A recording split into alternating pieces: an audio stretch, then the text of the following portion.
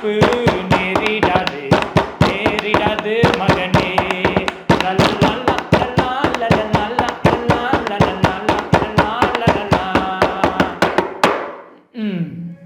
இது ஒரு devotional song, கிறிஸ்துவ பாடம். நாங்கள் சர்ச்சில் பாடிட்டுருக்கோம். என் பசங்க, என் ஃப்ரெண்ட்ஸ்லாம் வந்து சொல்லுவானுங்க, மச்சான் நீ நார்மலாக இருக்கும்போது கிறிஸ்துவ பாடல்கள் தான் பாடுற கேட்குற, நீ சரக்கடிச்சாலும் கிறிஸ்துவ பாடல்கள் தான் பாடுற கேட்குற அப்படின்னு. நானே அப்படியே ஷாக் ஆகிட்டேன். சீரியஸாவா, அவ்வளோ நல்லா நானே அப்படின்னு. அப்புறம் தான் பசங்க சொன்னானுங்க, நீ நார்மலாக இருக்கிறப்ப ஏசப்பா ஸ்தோத்திரம் ஏசப்பா ஸ்தோத்திரம் இதை பாடுற. ஆனால் சரக்க போட்டால் ஏஷப்பா ஏஷப்பா நினச்ச கனவு பள்ளிக்காதா, ஏஷப்பா ஏஷப்பா அடைச்ச கதவு திறக்காதா.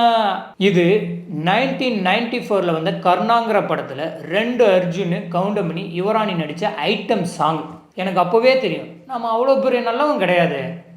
ஏசப்பா இவர்களை மன்னியும், தாங்கள் செய்கிறது என்னவென்று அறியாமல் செய்து கொண்டிருக்கிறார்கள். Anyhow, let's all go to the show. Good day everybody. வணக்கம், வந்தனம், நமஸ்தே, நமஸ்கார். இன்னைக்கு நம்மளுடைய கெஸ்ட் யாருன்னு பார்த்தீங்கன்னா மிஸ்டர் பிரேமானந்த். அவர் அண்ணா யூனிவர்சிட்டியில் சீனியர் அப்ளிகேஷன் ப்ரோக்ராமராக ஒர்க் பண்ணிட்டு இருக்கிறாரு. அவருக்கு நிறைய ஹாபிஸ் இருக்குது. கவிதை எழுதுறாரு, டான்ஸ் ஆடுறாரு, இன்னும் பல விஷயங்கள் இருக்குது. அதை பற்றிலாம் நம்ம முழுசாக தெரிஞ்சுக்கலாம். Let's welcome mister Premanand to our the daily 10 with Dilip show.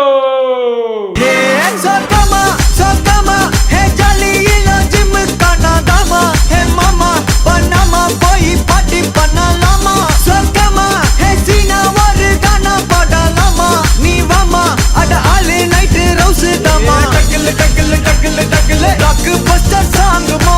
Takle takle takle takle, dirpi pottu vaanguma. Takle takle takle takle, area da taanguma. Jolly la chimka dama. Welcome mister Premanand to our the daily 10 with Dilip show. உங்களை பற்றி சொல்லுங்கள். என் பேர் Premanand. First Dilip சாருக்கு நான் thanks சொல்லிக்கிறேன். அவருடைய சேனலுக்கு என்னை கெஸ்ட்டாக கூப்பிட்டதுக்கு நான் ரொம்ப தேங்க்ஸ் சொல்லிக்கிறேன். Working from Anna university senior application programme work பண்ணுறேன். சாரை பற்றி ஏற்கனவே நம்ம நிறையா பார்த்தோம். அண்ணா யூனிவர்சிட்டியில் ஒர்க் பண்ணிட்டு இருக்கிறாங்க. அண்ட் அதெல்லாம் இல்லாமல் அவர் எக்ஸ்ட்ரா கரிக்குலர் தான். காலேஜ் டேஸு, ஸ்கூல் டேஸ்லாம் அவர் வந்து மிகப்பெரிய டான்ஸர், பிரபுதேவாவுடைய ஃபேன். ஸோ பிரபுதேவாவுடைய முக்கால மிஸ்டர் ரோமியோ சாங்ஸ் எல்லாத்தையுமே வந்து ஸ்கூல் டேஸில் வந்து ஆடி இருக்கிறாரு. ஸோ அதில் ரொம்ப ஹாப்பியாக இருக்குது. ஸோ இப்போ நம்ம வந்து ப்ரோக்ராமுக்கு போயிடுவோம். முதல் கேள்வி சம்டைம்ஸ் கோஇன்சிடென்ட் ஆகுதுங்க. நேற்று வந்து கெஸ்ட் வந்து ஒரு கபடி பிளேயர்னு சொல்லியிருந்தார். அவருக்கு கபடி ரிலேட்டட் கொஸ்டின் வந்து வந்துருந்துச்சு. அதே மாதிரி இப்போ வந்திருக்கிற நம்மளுடைய பிரேமானந்த் பிரதர் வந்து அவர் வந்து ஒரு கோவில்பட்டியை சார்ந்தவர். அவருக்கு வந்திருக்கிற கேள்வி வந்து ஒரு ஸ்ரீவில்லிபுத்தூர் ரிலேட்டடாக ஒரு கேள்வி வந்துருக்கு. என்னாச்சுன்னா, ஸ்ரீவில்லிபுத்தூரில் வந்து ஒருத்தவங்க அவர் வந்து பஸ்ஸில் போயிருக்கிறாங்க. பஸ்ஸில் போகும்போது வந்து சேஞ்ச் வந்து 80 ரூபா திரும்ப கொடுங்க அப்படின்னு கேட்டது கண்டக்டர் கொடுக்கலையா. அதனால் அவங்க கேஸ் ஃபைல் பண்ணிட்டாங்க. ஃபைனலாக ஜட்ஜு வந்து என்ன சொல்லிட்டாரு, நீ அந்த மன உளைச்சலை ஏற்படுத்தியிருக்க, அது இல்லாமல் வந்து அவங்க இந்த கோர்ட்டு கேஸ்ன்னு அலைஞ்சிருக்காங்க, இது எல்லாத்துக்கும் சேர்த்து இவ்வளோ அமௌண்ட் நீ ஃபைன் கட்டணும், அந்த ஃபைனை வந்து அந்த அம்மா கிட்ட கொடுத்துருங்க அப்படின்னு ஜட்ஜு தீர்ப்பை வழங்கிட்டாரு. ஸோ அது ரிலேட்டட் கேள்வி தான் இது. இதே தமிழன் படத்தில் வர மாதிரி இருக்குது. தமிழன் படம் விஜய் மூவி அதே கான்செப்ட். அந்த மாதிரி அது வந்து அது சினிமா, ஆனால் இது ரியல் லைஃப்பில் நடந்துருச்சு. ஓகே, கேள்விக்கு போயிடுவோம். பஸ்ஸில் சில்லறை ரூபாய் 80 தராததற்கு அபராதமாக எவ்வளவு பணம் கொடுக்க வேண்டும் என்று நீதிமன்றம் உத்தரவிட்டது? ஆப்ஷன் ஏ ரூபாய் 80,000, ஆப்ஷன் பி ரூபாய் 8,000. என்னுடைய திங்கி பொறுத்து 8,000. 8,000 என்பது சரியான பதில். இந்த சம்பவம் எங்கே நடந்துச்சுன்னா, அதான் ஸ்ரீவில்லிபுத்தூர் ஏரியாவில். ஜட்ஜு வந்து யாருன்னா வந்து ஜட்ஜ் சக்கரவர்த்தி தான் இந்த தீர்ப்பை வழங்கியிருக்கிறார். ஆமாம், நீதிபதி வந்து வாழ்த்துக்கள். அண்டு பாதிக்கப்பட்டவர் வந்து யாருன்னா நெல்லை பஸ் இதில் இருக்கிற வந்து கண்டக்டர் பேர் வந்து எட்வின். ஸோ அந்த 8,000 வந்து எதுக்குன்னா, மனவேதனைக்காக 5,000 ரூபாயும், வழக்கு செலவிற்காக 3,000 ரூபாயும். ஓகே, சட்டம் தன் கடமையை செய்கிறது. இரண்டாவது கேள்வி, இது வந்து மூலிகை சம்பந்தமான கேள்வி. அதாவது வந்து ராமாயணத்தில் வந்து லட்சுமணனுக்கு வந்து உடல் சரியில்லாத நேரத்தில் நம்மளுடைய அனுமார் வந்து சஞ்சீவி மூலிகையை கொண்டு வந்தார்லாம் நம்ம இந்த இதிகாசங்கள், இந்த கதைகள்லாம் படிச்சிருக்கோம். அது மாதிரியான ஒரு கேள்வி. ஓகே, சஞ்சீவி மூலிகை போல் காஷ்மீர் லடாக்கில் கிடைக்கும் அதிசய மூலிகையின் பெயர் என்ன? ஆப்ஷன் ஏ லோலா மூலிகை, ஆப்ஷன் பி சோலோ மூலிகை.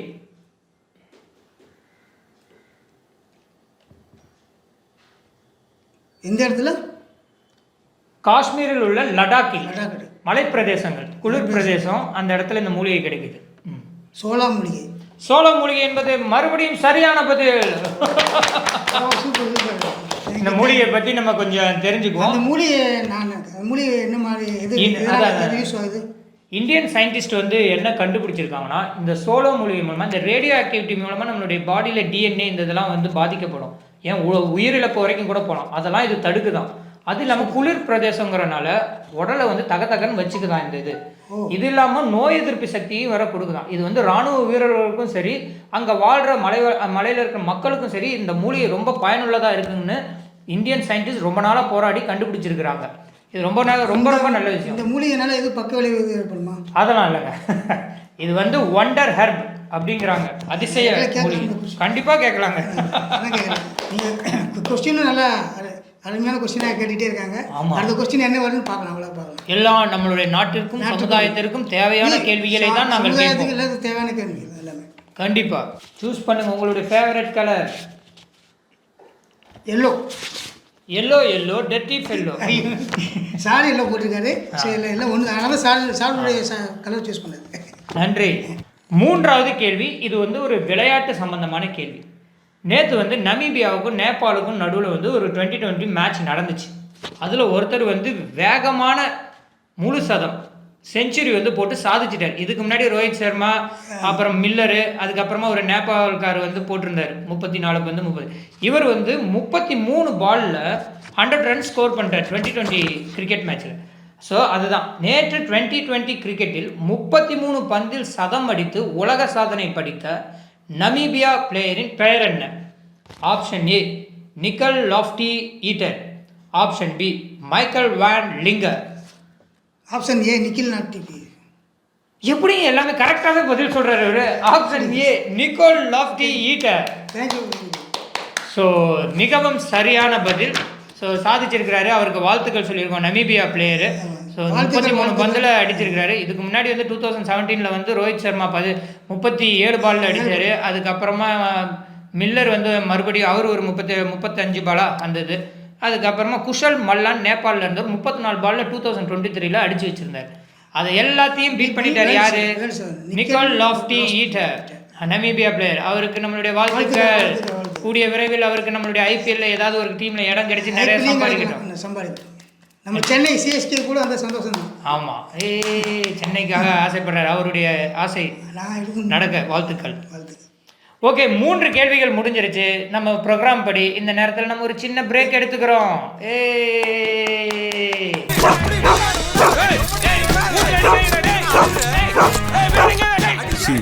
நான் பிஹெச்டி முடிச்சு டாக்டரேட் வாங்கின ப்ரொஃபஸர். எதா இருந்தாலும் பேசி தீர்த்து. என்னையா குழந்தை மாதிரி எழுதிட்டு இருக்க? எனக்கு இந்த படத்துக்கு எந்த சம்மந்தம் இல்லை. என்ன ஏன்டா ஒண்ணுக்கு போற அளவு அடிக்கிறீங்க? சார் அடிக்காதீங்க சார், வலிக்குது சார். இன்னும் 6 மாசம் நான் செத்துருவேன் sir. Cancer sir, please sir அடிக்காதீங்க sir. Hello, I am police family. My dad is police. Sorry. My brother is police.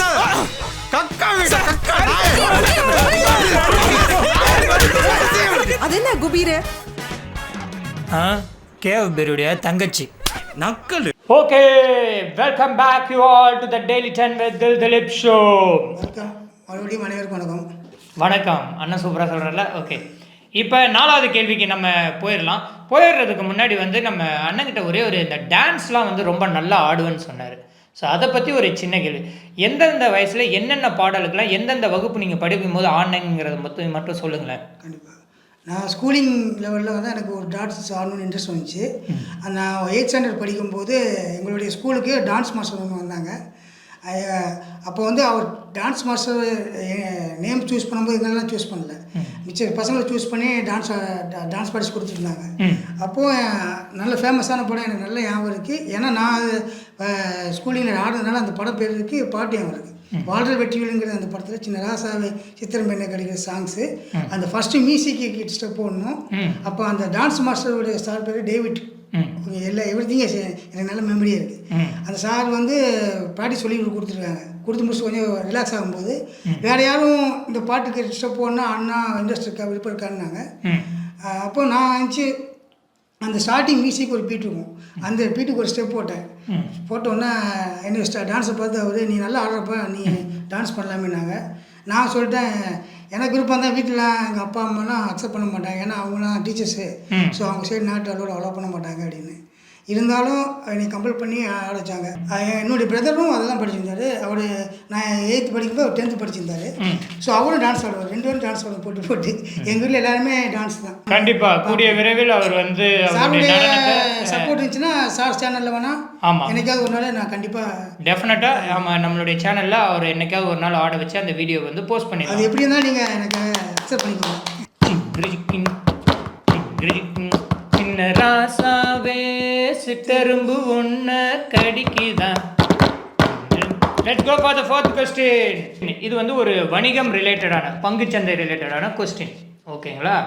இது வந்து டைரெக்டாக தான் கேள்வி கேட்க முடியும், அதுக்கப்புறம் தான் அதனுடைய எக்ஸ்பிளனேஷன் பார்க்க முடியும். தற்போதைய இந்திய பங்கு சந்தையின் மதிப்பு என்ன? ஆப்ஷன் ஏ 400 லட்சம் கோடி, ஆப்ஷன் பி 500 லட்சம் கோடி. ஆப்ஷன் பி 500 லட்சம் கோடி. ஆப்ஷன் பி 500 லட்சம் கோடி என்பது தவறான பதில். 100 லட்சம் கோடி அசால்ட்டாக ஏற்றிக்கிட்டாரு அதுங்க. ஸோ ஆப்ஷன் ஏ 400 லட்சம் கோடி என்பது சரியான பதில். ஒரு ஆசை தான் பங்குச்சந்தை கூட்டலாமே. So coming to the point, வேர்ல்டில் பங்குச்சந்தையில் அந்த ஸ்டாக் மார்க்கெட் இந்த இதெல்லாம் இருக்குங்களா ட்ரேடிங், அந்த பங்குச்சந்தையில் நம்ம இந்தியாவுடைய நிலை வந்து இப்போதைக்கு 4வது இடத்துல இருக்குது. நமக்கு மேலே இருக்கிறவங்க வந்து America, China, Japan.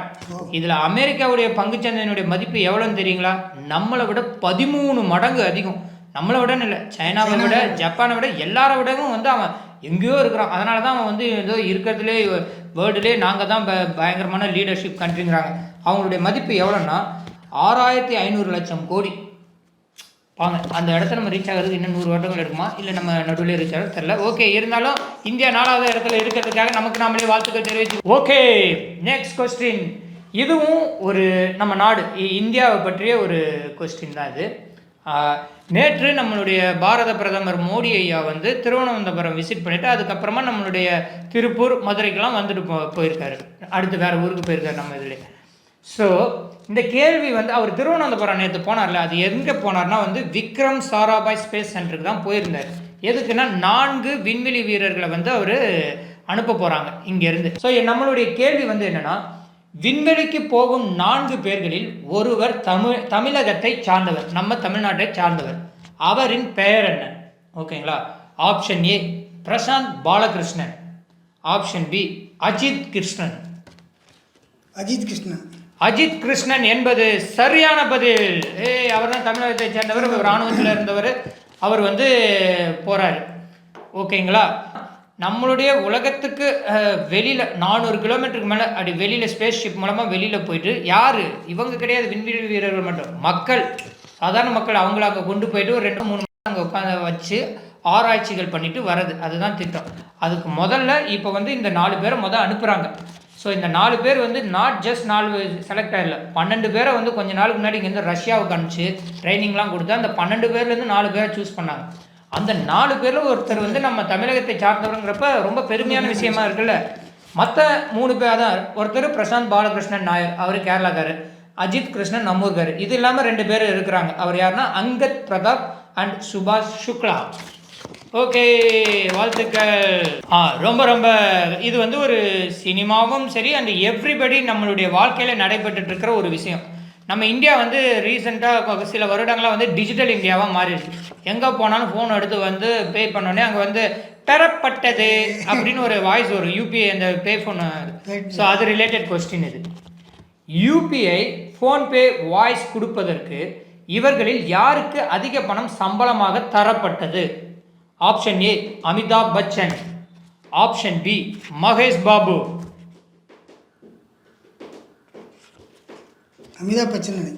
Amitabh Bachchan A என்பது தவறான பதில்.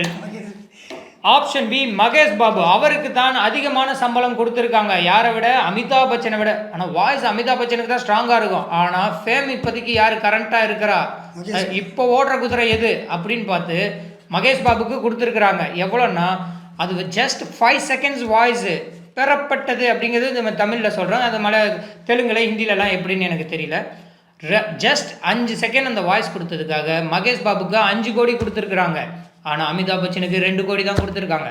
ஆனால் இப்போ என்னுடைய கேள்வி வந்து என்னென்னா, அது தெலுங்கில் அவர் வாய்ஸ் கொடுத்துருப்பாரு, தமிழுக்கு இப்போ டப்பிங் கொடுப்பானுங்க.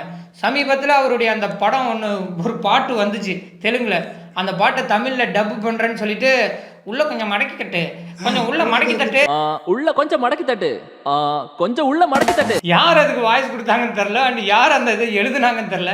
உள்ள கொஞ்சம் மடக்கி தட்டு, கொஞ்சம் உள்ள மடக்கி தட்டு. நீங்களும் கேட்டிங்களா?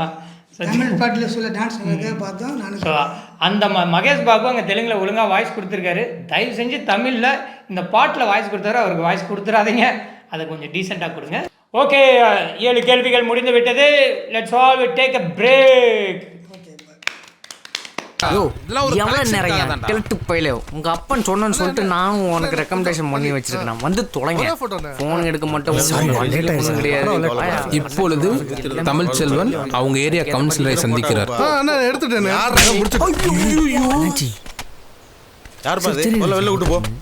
அவருக்கால ஏன் மிச்ச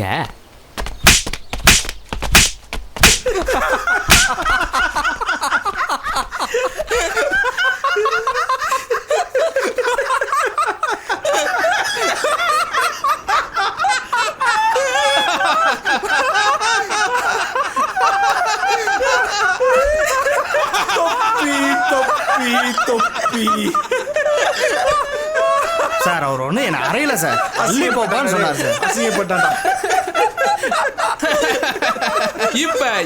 இப்ப ஆணவத்தில் ஆடுற பொம்பளையும் அரசியல்வாதிக்கிட்ட ஆடுவாங்க, ஆம்பளையும் அசிங்கப்பட்டுதான்டா வாழணும். Welcome you all back to the daily 10 with Dilip show. Okay, நம்ம அடுத்த 3 கேள்விகளுக்கு போகிறதுக்கு முன்னாடி நம்ம சார் கிட்ட வந்து ஒரே ஒரு கேள்வி கேட்கலான்னு தான். சார் வந்து அண்ணா யூனிவர்சிட்டியில் ஒர்க் பண்ணிட்டு இருக்கிறாங்க. ஸோ அங்கே வந்து அவர் நிறையா இந்த கான்டெஸ்ட்லாம் வந்து பார்ட்டிசிபேட் பண்ணுறாங்க. ஸோ அது வந்து அதை பற்றி நமக்கு கொஞ்சம் எக்ஸ்பிளைன் பண்ணுவார். சார் சொல்லுங்கள் சார். ரீசெண்டாக வந்து எங்கள் அண்ணா யூனிவர்சிட்டியில் ஒரு டிபார்ட்மெண்ட்லேருந்து காம்படிஷன் வச்சுருந்தாங்க. கோல் அண்ணா யூனிவர்சிட்டி டிபார்ட்மெண்ட்லேருந்து கேப்ஷன் அப்படின்னு ஒரு இதில் குவாலிட்டி அதாவது தரம் என்ற டைட்டிலுக்கும் போஸ்டரில் வந்து உமன்ஸ் ரிலேட்டடாக இதுக்கும் கொடுத்துருந்தாங்க. அதில் எங்கள் டிபார்ட்மெண்ட் சார்பாக நானும் எங்கள் இன்னொருத்தவங்களும் கலந்துக்கிட்டோம். தரம் என்ற மந்திரம் நம் வாழ்வின் நம் வெற்றியின் தந்திரம்.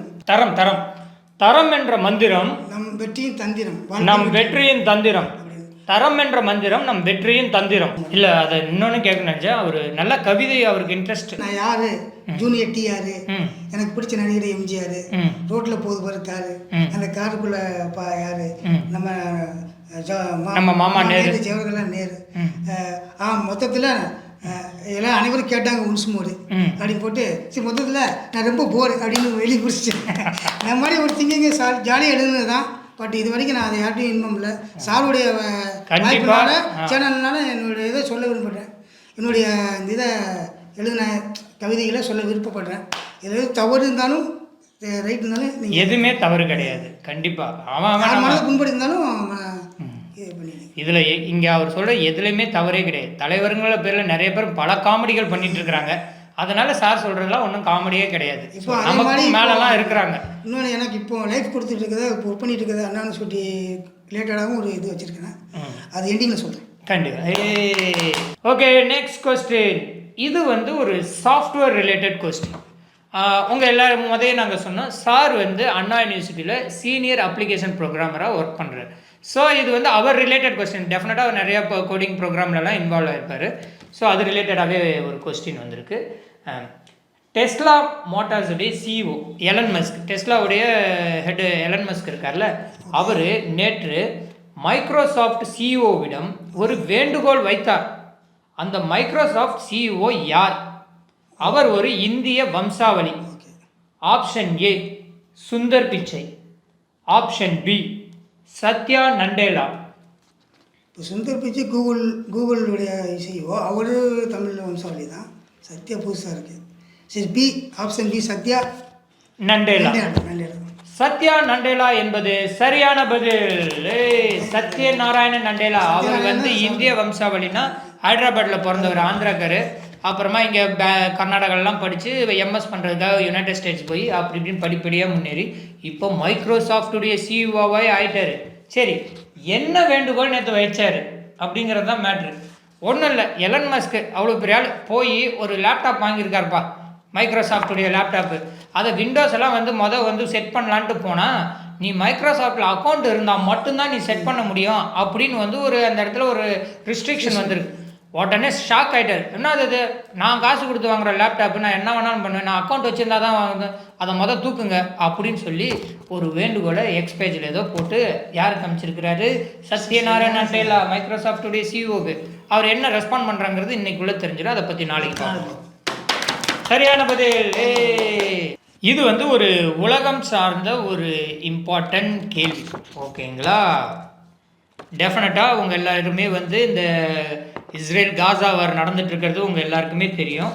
இப்போ என்ன ஆயிடுச்சுன்னா, இந்த வார் நடந்துட்டு இருக்கிற நேரத்தில் இப்போ 2 பண்டிகையில் ஏபின்னு கொடுக்க போகிறோம். ஸோ அதுலேருந்து கேள்வி, எந்த பண்டிகையை முன்னிட்டு இஸ்ரேல் காசா மீதான போரை தற்காலிகமாக நிறுத்த முடிவெடுத்துள்ளது?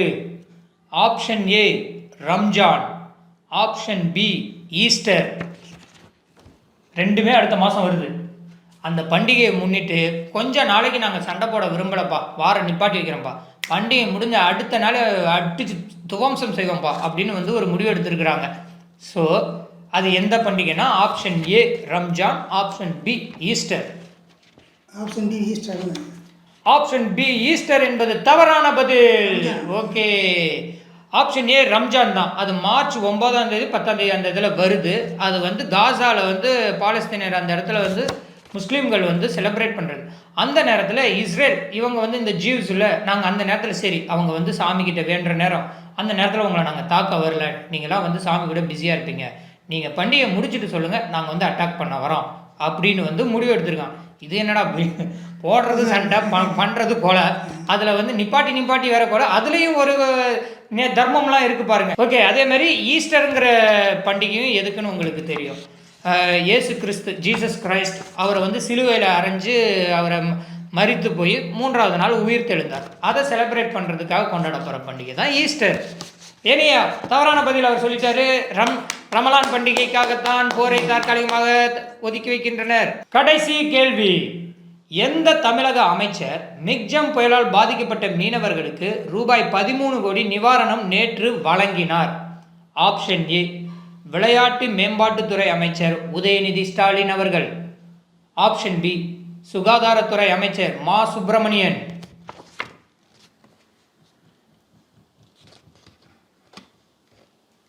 Option A Udhayanidhi Stalin. Option A Udhayanidhi Stalin என்பது சரியான பதில். ஏன்னா இது ஃபண்டு இது நிவாரண நிதினால சுகாதாரத்துறையா அவர் கணிச்சிருவாரோன்னு நினைச்சேன். ஏன்னா இதுக்கும் விளையாட்டுக்கும் சம்மந்தம் இல்லை தான், ஆனால் வழங்கினது விளையாட்டுத்துறை அமைச்சர் தான். விளையாட்டுத்துறை அமைச்சர் ப்ளஸ் அவர் இளைஞரணி தலைவர்னால கிடையாது. நான் அந்த இளைஞரணி மேட்ரு இங்கே போடலை, ஏன்னா அது போட்டால் ஈஸி ஆயிருமேன்ட்டு தான் இளைஞரணி தலைவர் விளையாட்டுத்துறை அமைச்சர்ன்றதுனால நான் அதோடைய அவ்வளோ. சரி, ஓகே, சரியா சொல்லி. ஆனால் இதில் ஒரு ட்விஸ்ட் இருக்கு. என்ன ட்விஸ்ட்? அதாவது நிவாரண நிதி 13 கோடின்னு ஹெட்லைனில் போட்டாங்க. உள்ளே கொஞ்சம் ரீட் த்ரூ பண்ணி போய் பார்த்தா வழங்கிய தொகை அமௌண்ட் 12 கோடி 88 லட்சம் தான். அப்போ மீதி 12 லட்சம் எங்கே போச்சு அப்படின்னு நமக்குள்ள ஒரு கேள்வி. இது 12 லட்சங்கிறது சாதாரண பணமா? 12 லட்சத்தை வச்சு ஒரு என்னென்னமோ பண்ணலாம். சரி, ஏனியா அது ஒரு தோராயமாக போட்டது தான் அந்த 13 கோடி. ஹெட்லைன் போட்டது அப்படி உள்ளே போடுறது மேக்ஸிமம் அதோடைய யாருடைய மிஸ்டேக் இருக்குன்னு தெரியல. ஆமாம். எனிவே டுடே நமக்கு we had very great time with Mr. Premanand sir, Anna யூனிவர்சிட்டியில் இருக்காங்க. அண்ட் அவருக்கு ரொம்ப நன்றி. ஆமாம், அவர் நம்ம ஷோக்கு வந்தது ரொம்ப ரொம்ப ஹாப்பி. அண்ட் கடைசியாக போகிறதுக்கு முன்னாடி ஒரு கவிதை சொல்லிட்டு போகிறேன், சொல்லிட்டு நம்ம கிட்ட இருந்து விடை பெறுவார். கரெக்டாக ஏன் வச்சுருக்கீங்க? நான் இப்போ ஒர்க் பண்ணியிருக்கிற அண்ணா யூனிவர்சிட்டி தான் இப்போதைக்கு நான் இப்போ 12 வருஷமாக ஒர்க் பண்ணுறேன்.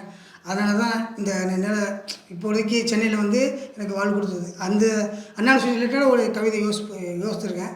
அதையும் நான் உங்களுக்கு தெரியப்படுத்த அந்த கவிதையும் உங்களுக்கு நான் சொல்கிறேன். அதில் ஏதாவது பிடிச்சிருந்தா லைக் கமெண்ட் பண்ணுங்கள், பிடிக்கலன்னா பிரச்சனை இல்லை. கற்பித்தலின் தரம். நீங்கள் சொல்ல நான் சொல்கிறேன், சொல்லுங்கள். கற்பித்தலின் தரம். கற்பித்தலின் தரம். கல்வி உலகின் நிரந்தரம். கல்வி உலகின் நிரந்தரம். இதுதான் அறிவின் உலகம். இதுதான் அறிவின் உலகம். அதுதான் அண்ணா பல்கலைக்கழகம். அதுதான் அண்ணா பல்கலைக்கழகம். என்னுடைய அண்ணா பல்கலைக்கழகத்துக்கு நான் என்னோட சமர்ப்பிக்கிற ஒரு கவிதை. கண்டிப்பா. Thank you sir, thank you so much sir. We had great time sir. எல்லாருக்கும் ஒரு ஹாய் பை பை. அனைவருக்கும் ஒரு இந்த சேனல் உங்களுக்கு பிடிச்சிருந்தா சாருடைய சேனலை சப்ஸ்கிரைப் பண்ணுங்க, கமெண்ட் பண்ணுங்க, லைக் பண்ணுங்க. சூப்பரா இருக்கு சொல்றதுக்கு. லைக் பண்ணுங்க, ஷேர் பண்ணுங்க, சப்ஸ்கிரைப் பண்ணுங்க. யூஸ்ஃபுல்லான எல்லா சேனல்லையும் நல்லா தான் பண்ணுறாங்க. பட் இது வந்து ஒரு கியூஸ் ரிலேட்டடாகவும் இருக்குது, நம்மளுக்கு தெரிஞ்ச நியூஸ் இருக்குது, சமுதாய ரிலேட்டடாக சாருடைய சேனலில் பண்ணுறதுனால நல்லா ரீச் ஆகுது. நல்லா ஷேர் பண்ணுங்கள். கண்டிப்பாக படிக்கிற பசங்களுக்கு எல்லாம் ஷேர் பண்ணுங்கள். சாருடைய சேனல் இன்னும் மேலும் மேலும் உயர என்னுடைய வாழ்த்துக்கள் சார். நன்றி. கண்டிப்பாக தில் திலீப் ஷார்ட்டாக டிடி அந்த திவ்யதர்ஷினி மாதிரி ஃபேமஸ் வரணும் சார். ஐயோ இல்லை அந்த மாதிரி விஜய் டிவி அவங்க இருக்காங்களே புகழ், அந்த மாதிரி போகலாம். சரி, தேங்க்யூ சார். Thank you sir. ஆனால் நீங்கள் இப்படி வச்சுருந்த டேபிளை காலை வச்சு ஜாலியாக பேசுகிறவங்க தள்ளி தள்ளி தள்ளி இப்படியே போய் எடிட்டிங் பண்ணும்போது இப்போ எனக்கு அது எங்கே இதுக்கேற்ற மாதிரி கட் பண்ணு. இல்லை இல்லை ஜாலியாக அங்கே தான் இவ்வளோ நேரம் கால்